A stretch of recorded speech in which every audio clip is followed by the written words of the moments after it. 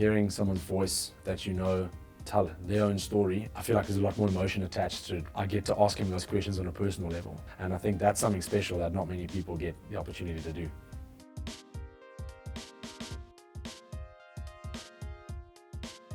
I'm James Murphy. I play for the Springbok Sevens. I just love learning about other people's stories. More often than not, they end up touching your life in a way, and I've had, two particular books that have changed my life in the way I view things. First book for me, I read it, I actually bought it for somebody else and stumbled across the first page and didn't even end up giving it to them.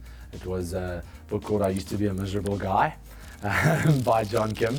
He is a male psychologist, and he writes about male imperfections and how that affected his life and his marriage. And he never tries to speak of it in a way in which he tries to coach you. He speaks about it in the mistakes he made, and that related directly with me personally on how I like to learn from other people's mistakes in that environment.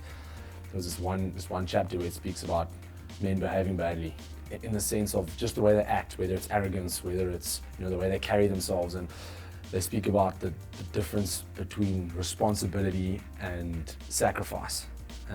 And it was probably the most powerful chapter in that entire book for me personally, because you think about us as rugby players, you think about anybody who has any form of obligation, whether it by contract, whether it be their job, whether it be bringing someone into this world. Change your perspective. That's not a sacrifice, that is your responsibility. You made an active decision. You need to take responsibility and accountability versus this victim mindset of seeking validation for what you do. And the second book is No Retreat, No Surrender by Oscar Chalupsky, a famous paddler, world renowned. This one obviously related a lot more to me purely because I know the family personally as well.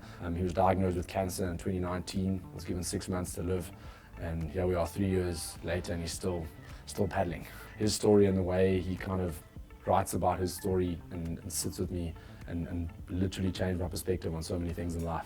I listened to the audio book as well, which obviously hearing someone's voice that tell their own story, I feel like there's a lot more emotion attached to it when someone is telling their personal story. And I obviously, as I say, I wrote down certain things, and he speaks about, I always think about now when he speaks about something that he went through versus something that I've been through in my career. I remember at the beginning of the book he speaks about challenging the new guard versus the old guard, and in the paddling industry where he was obviously a young up and coming name that was growing in the sport. And obviously for us as youngsters that come into systems 6 years ago, just almost 7 years ago when I joined Springbok Sevens, you kind of face the old guard versus the new guard, and he speaks about the challenges that brings. When you know someone as well, I get to ask him those questions on a personal level. So I get to read a book, pick up a phone, call him, I can even ask him, hey Oscar, what did you mean by this? What don't you mean by this? And I think that's something special that not many people get the opportunity to do. I think reading these types of books really, I think they challenge you. I think you ask yourself tough questions, but at the end of the day, I think, yeah, they really do help, your emotional maturity and, your emotional growth.